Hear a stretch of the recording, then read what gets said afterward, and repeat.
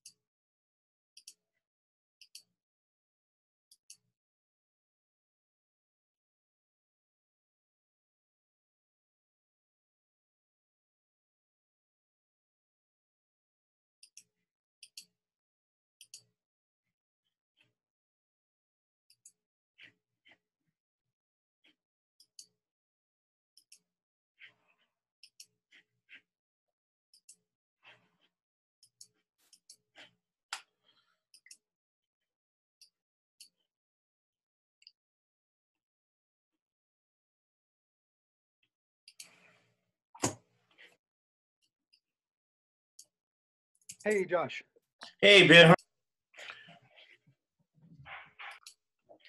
We'll do a simulcast this time as well, especially in folks watching us on our stream on Facebook.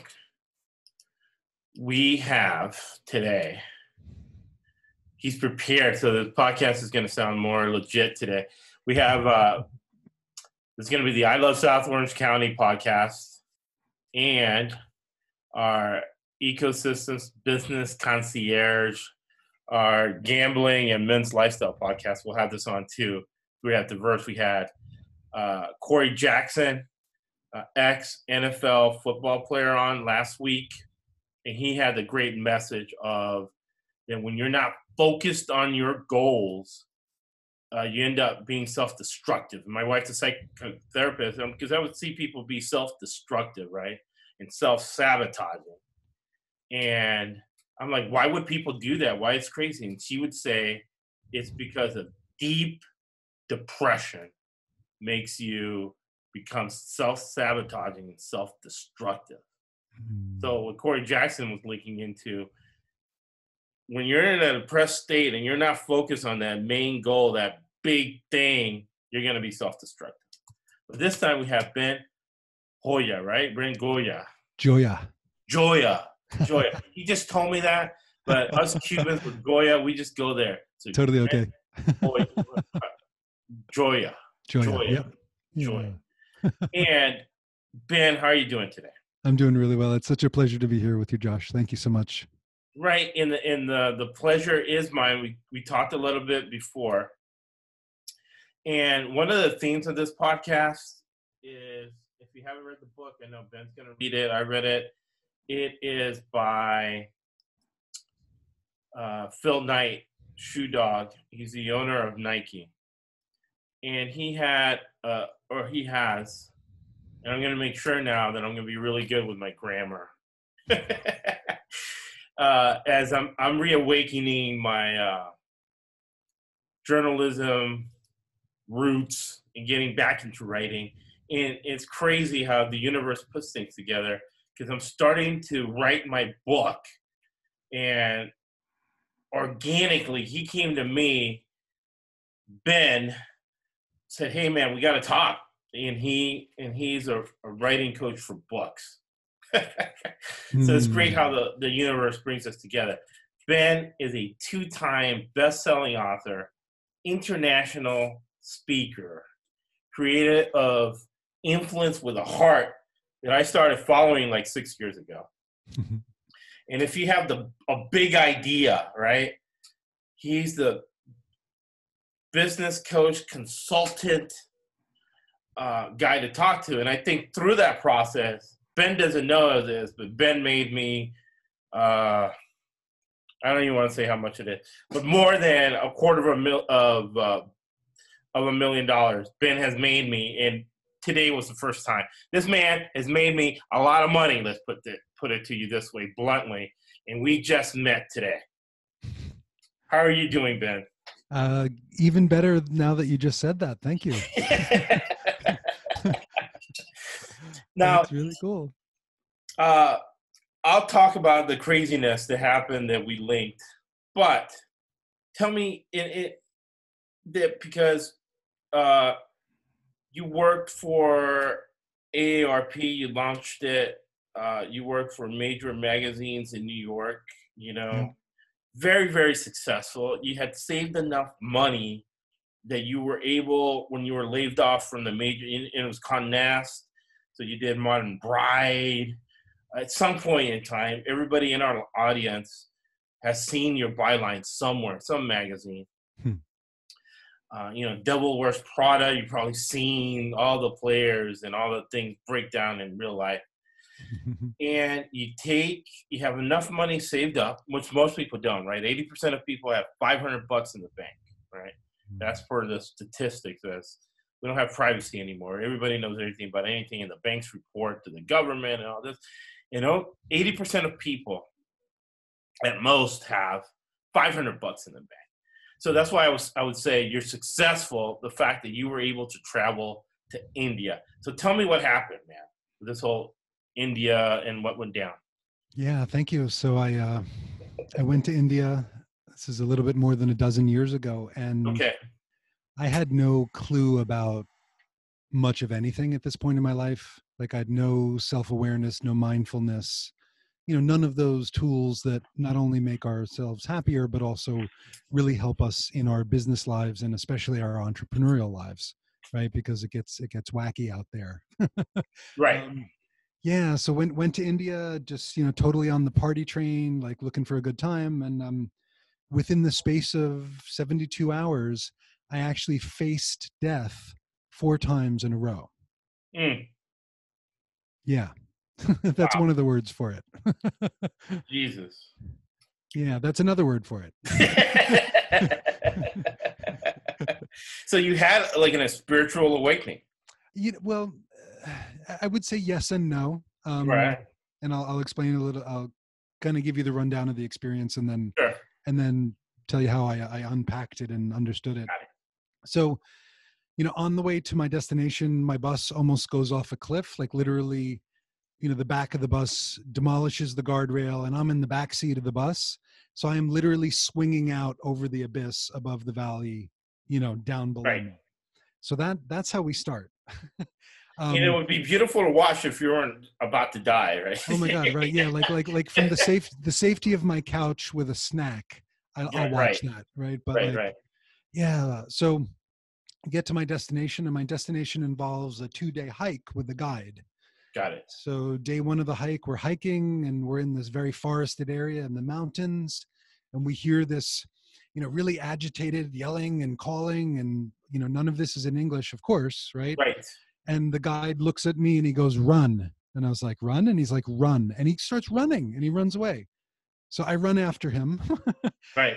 I find out later that basically an entire village was trying to put out a wildfire that Mm, was right next to where we were hiking.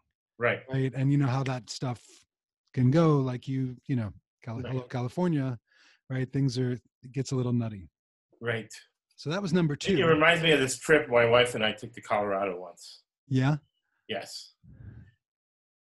Yeah, Was it because on of the fire? when you were like hanging that visual, you're about to die and you're looking at this, overlooking things. Yeah. Yeah. Yeah. So, that feeling. Yes. It's like, oh boy, Yeah. time kind of stops. Right. Yeah. So the third one, we're hiking along and my guide suddenly stops me. He's like, "Stop." And he points a little bit in front of us, just maybe 2-3 feet on the path. And he's like, "Snake." And there's this little tiny, apparently lethal green snake sitting in the middle of the path. Jesus. So that was nice of that guy to stop me. Thank you, guide. Whose Right. name VJ. Thank you, VJ. Um, and then the last one, just in our hiking, we come across a mountain lion Mm, that's just kind of like emerging out of the woods as we're hiking along. yeah. Unfortunate meeting at the trailhead or at the juncture, and I think, with, what they say about mountain lions is like you want to make yourself look big, right? Like, so you Thank put you. it, you put your Yeah, my arms. wife's terrified of mountain lions, and where we live now, here in Foothill Ranch, California, we're surrounded by mountain lions and coyotes. Okay. So you can tell your wife this, if she doesn't know it already, make yourself big, right? Put your arms up in the air so you look like a Right. big animal, and, be loud and rawr and yell at them, get out of here. So, yeah, somehow that in my experience in India, that mountain lion saw the two of us together, I guess thought we were big and decided to run off in the other direction. Right. Jesus. Yeah.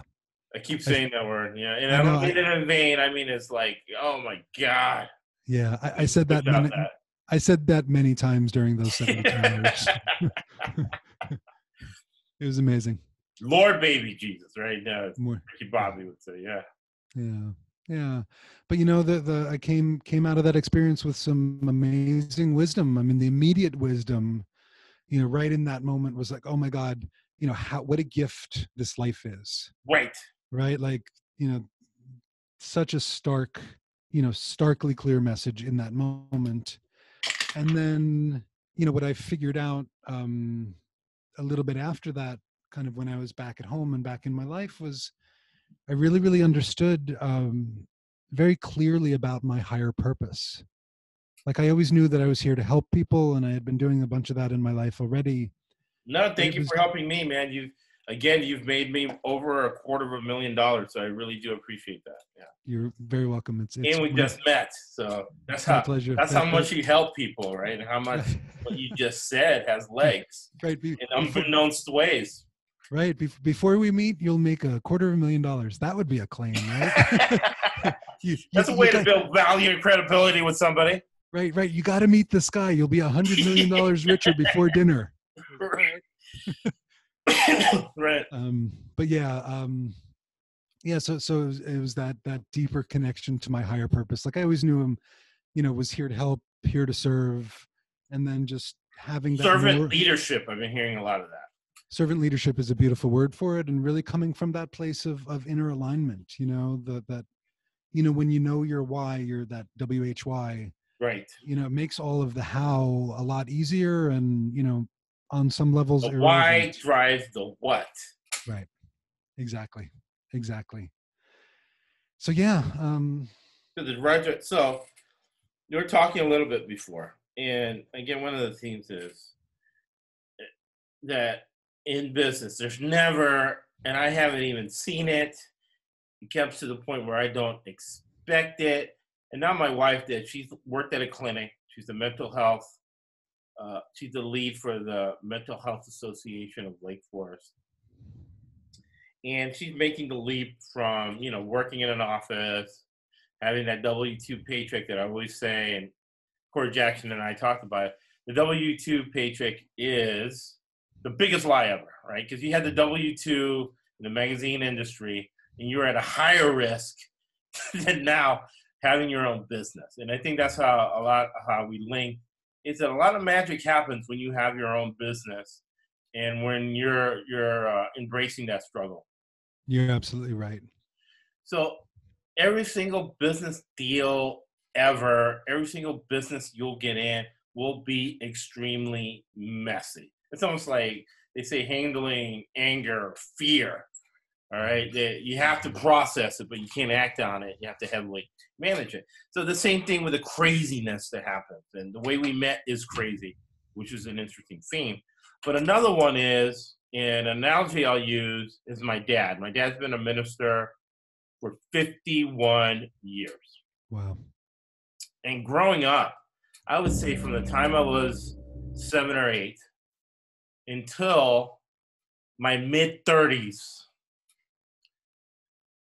growing up, I would listen to the same message. And people that know me on Facebook, that know my life trajectory would know this name. It's a guy, New Yorker, Puerto Rican New Yorker by the name of Gigi Avila. And he would repeat this himself. So out of every 10 times he preached, he would have this one message. And this one message my dad recorded and played it over and over and over again for maybe 30 years. I mean, growing up, he would play it over and over and over again. Mm. And then when I came to visit him as an adult, I'm like, Dad, how you doing? Oh, I'm okay. Let me play this in the background. Oh, that same sermon again that we've been listening for 30 years. Right, on And a then cassette tape. sitting alone. And it's interesting you brought this up. Hmm. Unbeknownst to me, it's something we share. Because I thought, oh, this is just this crazy thing in my head, but it's in your head too, Ben. Yeah. Best-selling author twice.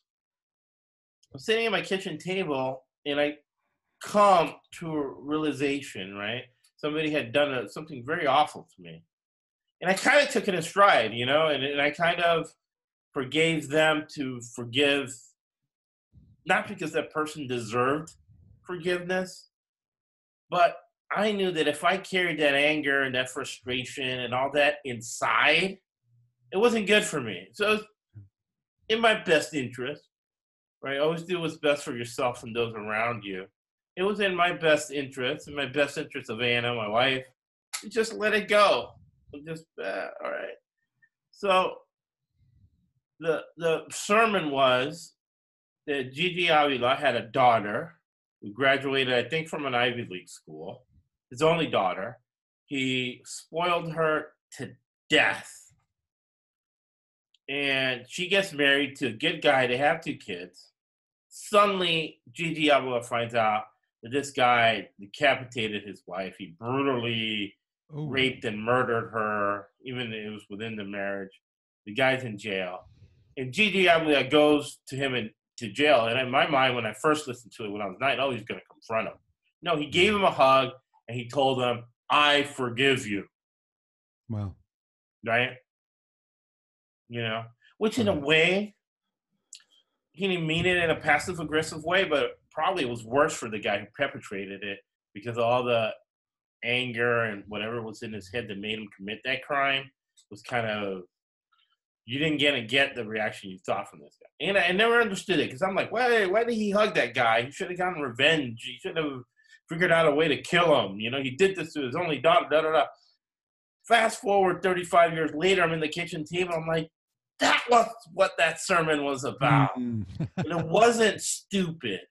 So when you and I started the conversation today, you've been a giant in the magazine industry.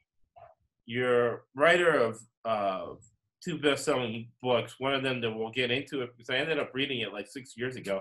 I thought it was great and it has some great insight. Thank you. Best-selling book author, but just 77 days ago, you got clarity, and you're a business coach to it because I think that's probably part of the link. Correct. Successful business coach, successful guy, but only 77 days ago, you got clarity into your business life. So you got to tell us about that. Yeah. The timing was pretty amazing because only in November 9th, you know, I celebrated my 10th year in business. And then not too long before that was this clarity that you're talking about. And, you know, I was working with my own business coach, you know, which is really, really an amazing resoce to me. I mean, right. Every therapist should have a therapist they go to. Exactly. Yeah, like a business person they talk to. And, exactly. and I'll say the business person I talk to is the one that I'm doing the homeless series with, Dr. Gardner. Yeah. You get some really insight into. Yeah. Beautiful. Yeah. So me doing the same thing, you know, availing myself of this wisdom of this person. And, you know, he pointed out something of like, why don't you think about this for your business? Because you're doing it for a lot of people. You're good at it. You seem to enjoy it. It's, you know, totally in your wheelhouse. It makes use of some of your superpowers. Like, why don't you try that out? And I was like, okay, I'll think about that. And then 3 days later, I was like, oh, I can do that. Right. I can offer that as a comprehensive service and people will give me money for it and I will like it. And that's how it happened. And it turned out to be, you know, something that was, you know, on paper, a lot less, what's the word? Glorious, dramatic, exciting. Right. You know, like instead of trying to be like the big speaker and coach who has the new idea of the brand new system that like knocks Right. all the You have to say that because paradigms. that is so glutted. That space is so glutted. And it Right, started right, by a guy who doesn't even have a high school diploma in Tony Robbins. right, right. Right.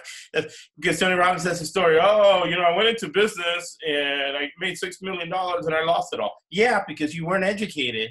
Right, right, You're right, still right. not educated to some point. That's why you lost all your money because you didn't get. So that space is so filled by everybody that you have to be kind of like a snake oil direct response type of individual, and not to down that, but I'm like salesmen think short term, businessmen think long term, and there's a difference between somebody like influence with the heart, market with the heart, who is a businessman, a business person, and a profiteer. Right. Since we live in the most richest country in the history of mankind, you can make a very, very good living and make a lot of money being a profiteer. But if Hmm. you have a conscience, being a profiteer kind of makes you hesitate. And we just met, but I know that you're that type of guy. Yeah, indeed, indeed. Right? Profiteering would definitely make you hesitate. You're doing something that you've already been a best-selling author at it twice. Right, right. So you're Yeah. providing tremendous value, more value than what anybody could ever pay. Yeah, thank you. That's exactly right. And yeah, I think we all have the capacity to do that, right? Is to help the people Right. that we're serving, understand that, the dollar amount that we're charging, is really small compared to Minuscule. the outcomes. Right. Yeah. But the trick is helping them understand that, because a lot of Right. times people don't get that. Like they just look at the dollar value. They're like, I'm paying, whatever, 500, 5,000, 50,000 for this thing. Right. And it's like, no, no, no. Okay. But, yes, you are. And, look at the increase of business. Look at the fact that you're not going to have pain in your body like you've been living with for the last 10 years. Like, is that worth $50,000? Right. Probably. Right. It's probably worth $500,000 or more. Um, so yeah, so there definitely is that. And I think there's that profiteering with purpose, Right. to pull all this stuff together of, you know, it's all about humans. It's all about us. This is one big global family. We got one, we're all in the same car, right? Right. Nobody can get off the car.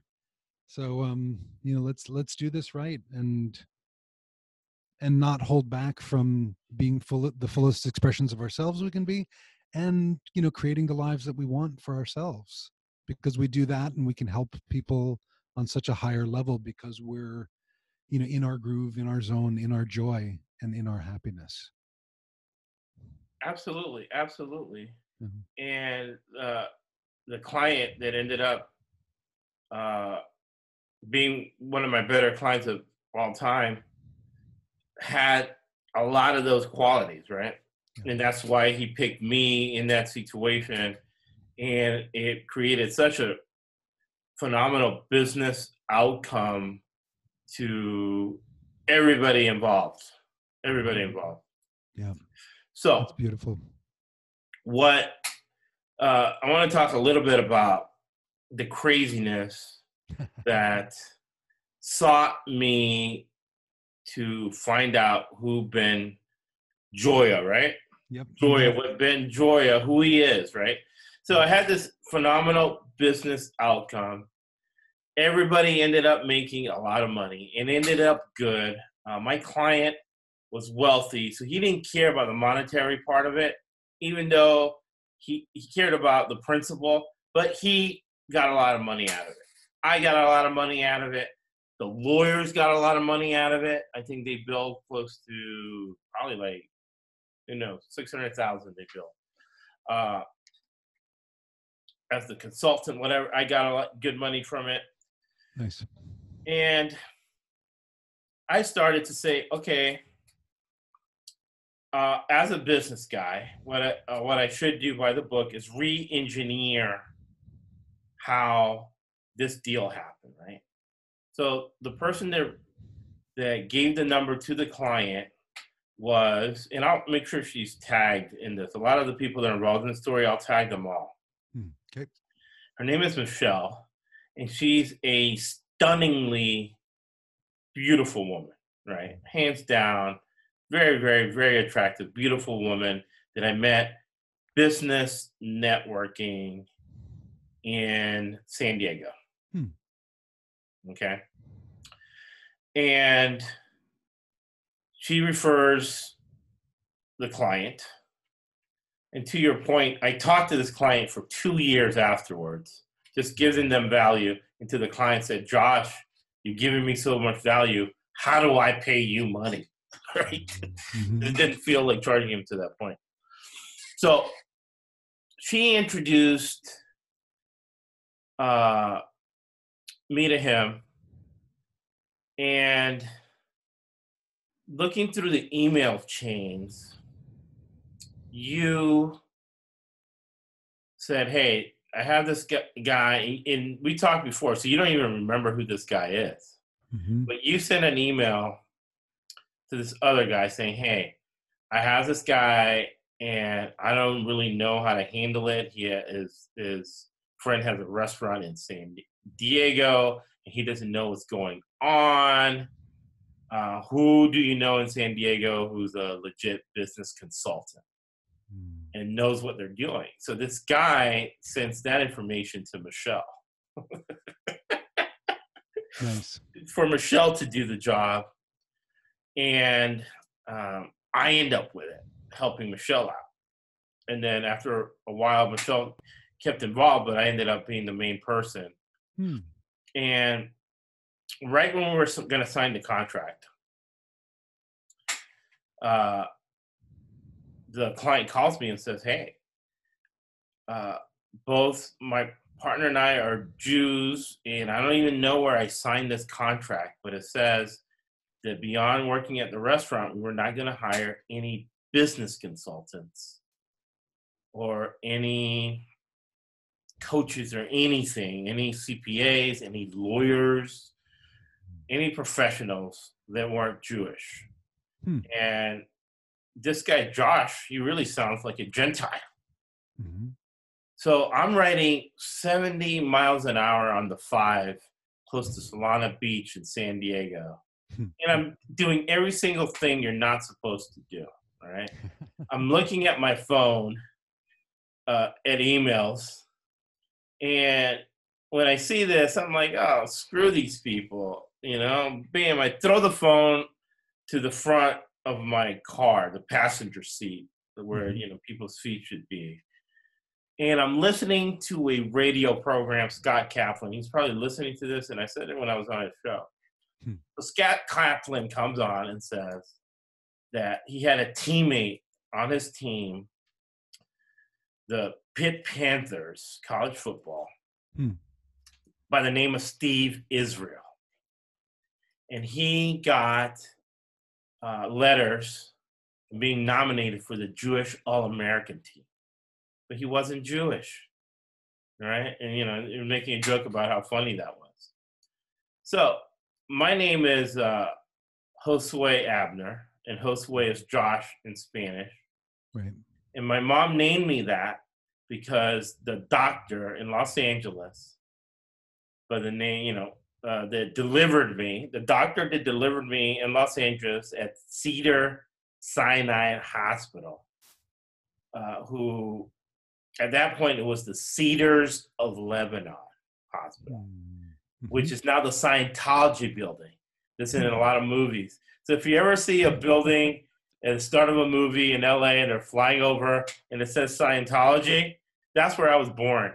Okay. That's where Dr. Josh Abner delivered me. Okay? Yep. So I pick up the phone and I email my client. Still a client to this day. We talked to him the other day. He's going to help my wife with her practice. Nice.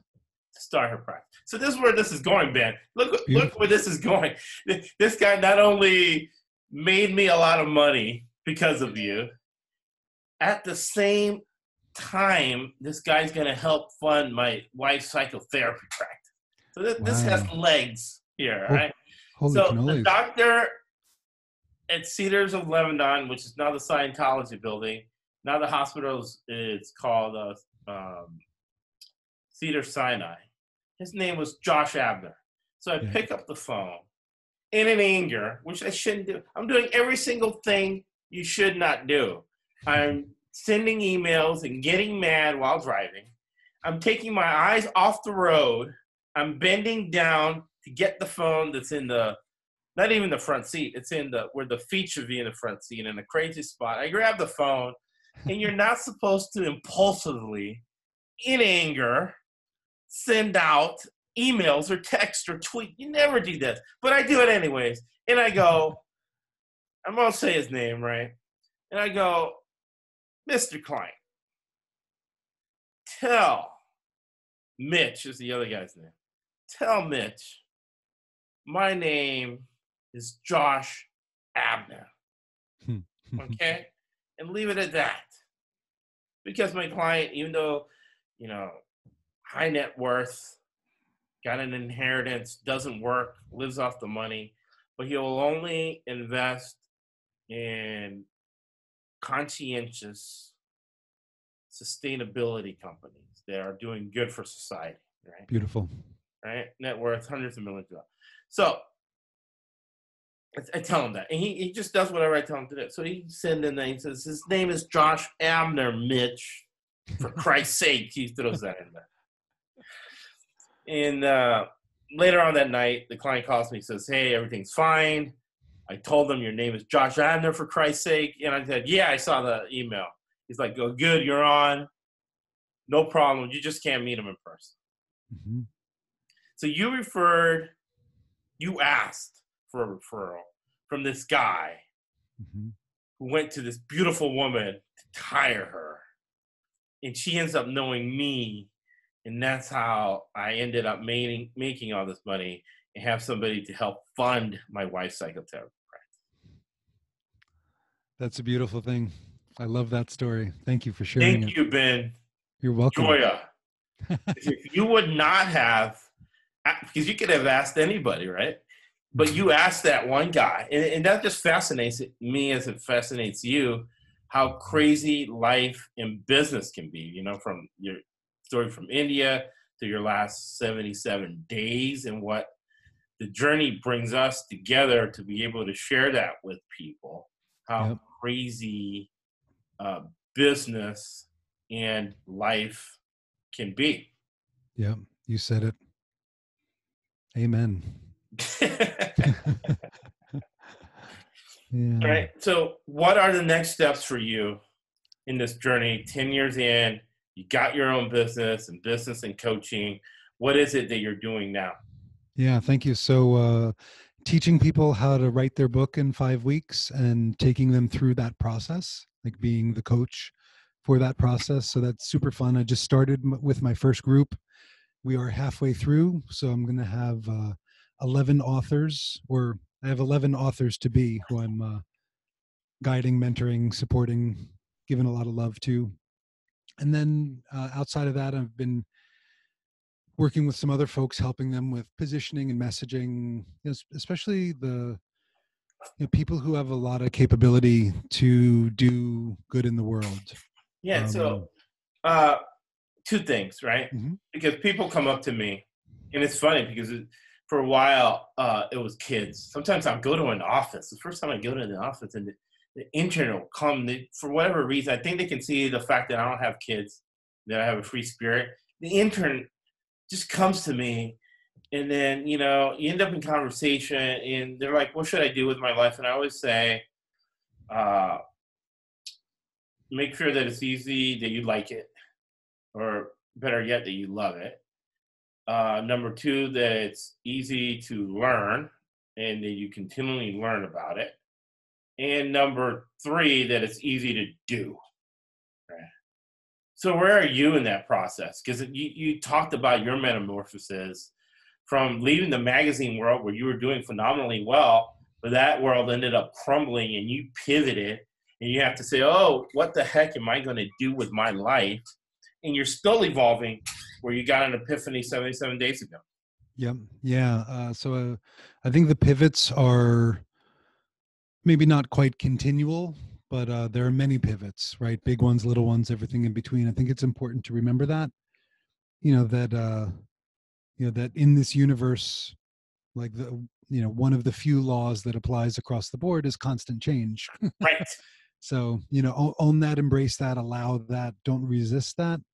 Because, if you're fighting against change, you're fighting against the entire universe. And who And needs one that? thing too, with business being so crazy, what are your thoughts on this? I think with business being crazy, you have to, and one of the ways I learned this was when I had the restaurant. There was this famous chef that was coming to this place in Madeira Beach, and he was going to a restaurant, a famous French restaurant. And they invited me to the kitchen to see how the kitchen worked and to meet this phenomenal, world-renowned French chef. Mm. And we're sitting in the kitchen, and it was just chaos. And it's funny because you talk about Indian thing.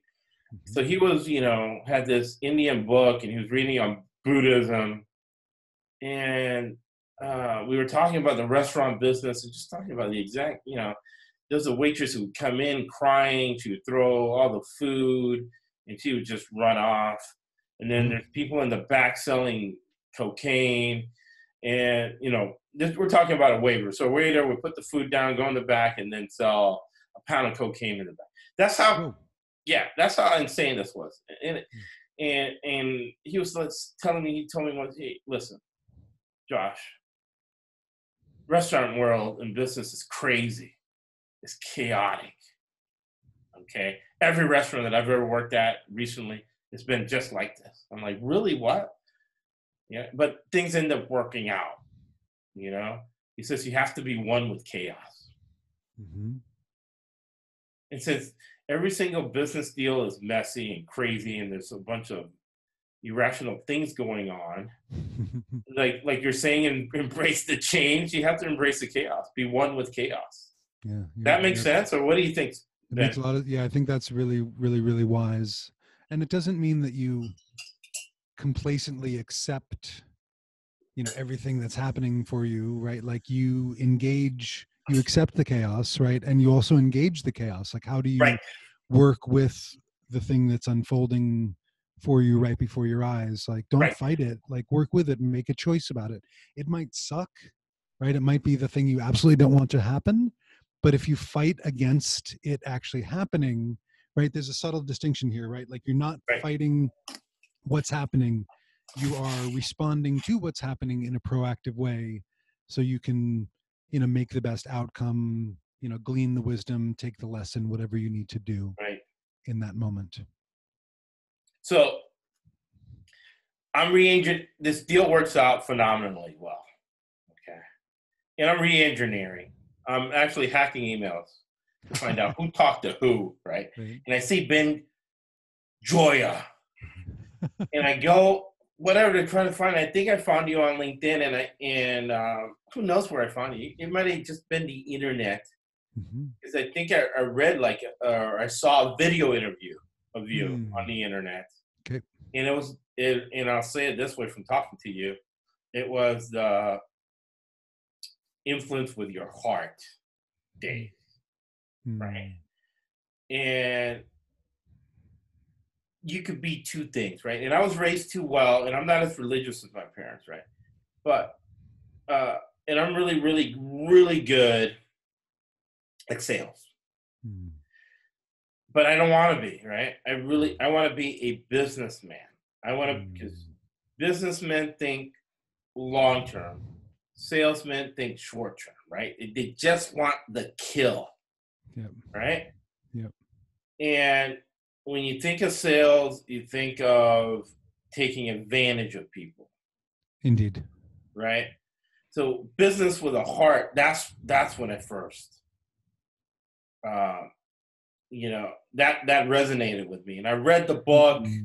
I was going to meet you, but, one thing led to another, chaos and craziness. We could never connect until today. The magic of this podcast.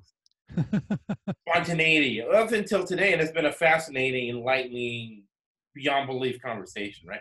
The only thing that's in the universe, this was the right time, because probably if we would have met 6 years ago, it was not going to be as dynamic, as impactful, as such a learning exercise as this has been. Absolutely. I agree But with I you. want you to take us back to those days, the business, influence with a heart, right? Mm-hmm. Mm-hmm. Which the genesis of that, you advised me, was or is marketing, right? Marketing with influence. But I want to do things backwards. Take us through, marketing influence with a Sure. heart, and then backtrack to marketing with a heart, because that's a very powerful message you have. And then there's no accident; those were best-selling books. Exactly. Yeah. Thank you. Thank you so much. Yeah. So when I stepped out into the world of being an entrepreneur or making that choice to do my thing, I started out as a consultant. Like I said, okay, I'm putting out my shingle as a consultant, and then about a year and a half in, I was paying attention to what people needed, how I could help them, and everybody had this really sour. Not everybody, but most people had this sour feeling about marketing, because so many of us have had difficult marketing experiences, been sold things Been that taken advantage of. been taken advantage of. Exactly. So I just realized this idea of, marketing is this amazing tool to bring our message to the world, to transform lives, and to literally elevate humanity. So like, let's put the understanding and the respect back into it. So I launched Marketing with a Heart, wrote the book of the same name. And then about 4 years later, I just realized for myself, as a human being and also as a business owner, that Marketing with a Heart didn't tell the whole story that I wanted to tell, and did some soul searching, did some coaching, found my way into Influence with a Heart, and got ready to write that book. I repositioned my business, and I knew that 2016 I was going to write the book itself. And then I got this amazing invitation to speak at Stanford University and do a Wow, two day training. Yeah. Jesus.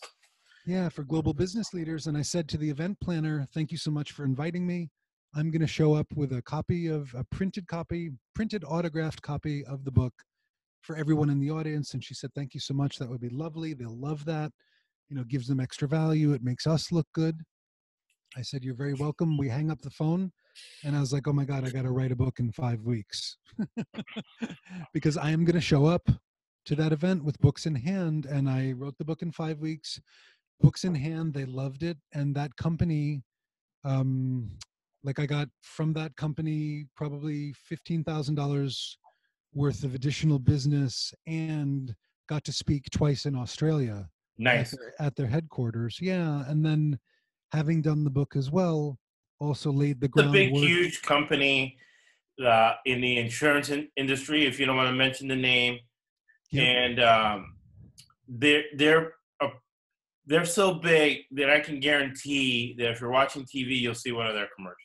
You certainly will. You certainly will. Yeah. So that was thank you for saying that. That was the next thing I wanted to And it's share a funny was commercial at that. So if you're laughing at an insurance commercial, that's where Ben was at. exactly. Think of Ben. Yeah. Yes. So this company found me through LinkedIn, partially because the types of things that they were looking for, like the transformation that they wanted to happen in their organization, in their culture. Some of those exact words were on the And that's cover a of culture my thing. book. And that's a culture thing that you influence as many people as possible. Because what I learned about culture was when my mother passed away from the restaurant. And I randomly took 2 weeks off, and I randomly show up one day. And I opened up the door, and all of the regulars, all of the customers stood up and gave me a standing ovation. Wow. And it's a curse and a blessing at the same time. Being a business owner, right? Instead of, which I can now because I can literally see that. One of the better moments in my life, just these people that I probably should have loved more than what I did. They all stood up and were giving me hugs and gave me a standing ovation as I spontaneously just walk into a room. How many times is that going to happen in your life? You know what I'm saying? So I should have relished the moment, but I didn't. Mm-hmm. I was looking for the business lesson in that, and I was like, man, how stupid I was, thinking that there's a line around the corner at the restaurant because of the presentation of the food, the taste of the food, happy music we had on, the fact that everybody was happy. But it was the culture. I got the standing ovation because of the culture of the restaurant. Yep. So that's why when you introduce something like Influence with the Heart to a company, it's so valuable because you're changing the culture of the whole building. Exactly. Yeah. Beautifully said. Yeah. And you change the culture on the inside, and the brand changes on the outside. Right. Yeah. Change the culture on the inside, and the brand changes on the outside. Yep. That is awesome. So how did Marketing with the Heart start? What was the vibe then that evolved? Because that's kind of interesting, the reverse engineering of that. Yeah, and that's the theme, right? I'm reverse engineering this deal. How the heck I got reversed. So we'll do it backwards. So stuff we're missing when you did Marketing with the Heart. So what was your thought process when you got into it? Yeah, thank you. That how could I, first of all, do work that I was good at, that I am good at, do the kinds of work that I'm good at, and also do it for people that I really wanted to work with. And that was the really so important to the with a heart concept, was not only the philosophical perspective, but also like, I would be able to very easily exclude a whole bunch of people that I didn't want to work with, who would all be like, oh, that sounds weird with a heart. Like, like if that's the question that's coming up, I probably don't want to work with you. That's nothing against you, but there's a very clear that's business savvy stuff, unselling, and making sure that everybody with you is alignment. And this goes back to the podcast I had with Give Me the J, the comedian. Even though you just lost your job and you're starting a new business, does not mean you have to compromise your principles. You're absolutely right. Yeah. People. Principles are so powerful. Like, as as an individual inner guidance system, or a North Star, whatever analogy you want to use, and principles are tremendously important for organizations. I mean, Stephen Covey, right? 7 Habits. Stephen Covey even goes as far as to say is that principles are more relevant and powerful than values on an organizational level. Because Stephen Covey makes the argument that values are things that change with time, with culture, with circumstance. But he said that principles, like, what are the underlying things of, like, respect, truth, integrity, diversity, inclusion, that core stuff, out of which, the values can be birthed, out of which the mission and the vision can be birthed, right? Like, get on the page around the same stuff of, why you're doing it, why you're doing it with the people you're doing it, right? And then from there, all of the rest of the pieces are a lot easier. Communication's easier, team excellence is on a whole new level, because, hey, we're all on the same page here. We're looking at the same thing. We have the same reason why. I mean, we might have differences individually of our reason why, but we share, this common reason why, and, put people on the same page about stuff, and, the entire world shifts. That's awesome. That's awesome. That's awesome. So you kind of told us what's next, but we'll finish with that, and we'll make sure that in the episode notes we have, and I'll ask Ben's permission, but I'm pretty sure it's going to be okay to have links to your website, yes, please. Links to all your books. I can vouch for Influence with a Heart. Thank you. Definitely, everybody should read that, and we'll have links to all your books, to Amazon, links to your website. So, what is next? You have you're still doing your business consulting practice. Yeah. You're still a genius expert marketer. You're teaching people. You're sharing the gift that made you a 2-time best-selling author with people. So, what's next? Right? Who knows? Right? Right. Well, more enlightenment. I know a couple of things that are next, which I'm really excited about. And the one I would love to share right now, which I'm delighted with, and for Yeah. anybody who's listening, if this resonates, please connect with me about this. I am co-leading a week-long retreat that's called Philosophers Camp, Okay. and we are doing it. There's three facilitators. It's going to be about 15 people in the group, so small group with a lot of hands-on hanging out. And Philosophers Camp is happening in the Sacred Valley in Peru. So we're going to be right near Machu Picchu. So come to Peru, come do the fun, amazing Nice. Seven Wonders of the World stuff, and then come to Philosophers Camp for a week for Nice. deep rejuvenation, and for all you global thought leaders out there, right? Like part of the our ability to help elevate the world and elevate consciousness comes from our ability to chill out, relax, and not just go sit on a beach and drink beers, but we're talking about the core transformational stuff where we can really integrate what we've done and then recharge the battery and create the opening in the space for the virtuous, amazing, life-changing work that we're stepping forward into. So this event is a way to step in, chill out, and get yourself ready to unleash yourself on the next level. Man, that sounds so awesome. Yeah, That thank sounds you. so awesome. Yeah, Well, thank you for joining us. thank you. Uh, it's been ridiculously awesome for me. Hopefully, everybody feels the same way. I'm so energized and love being able to put the pieces together. Yeah, All right. So, well thank you said. for joining the I Love South Orange County podcast and our men's lifestyle, NFL gambling lifestyle podcast. Which part of that podcast is making sure you're not taking advantage of when placing wagers on sports games. Uh, and we always close each podcast with my favorite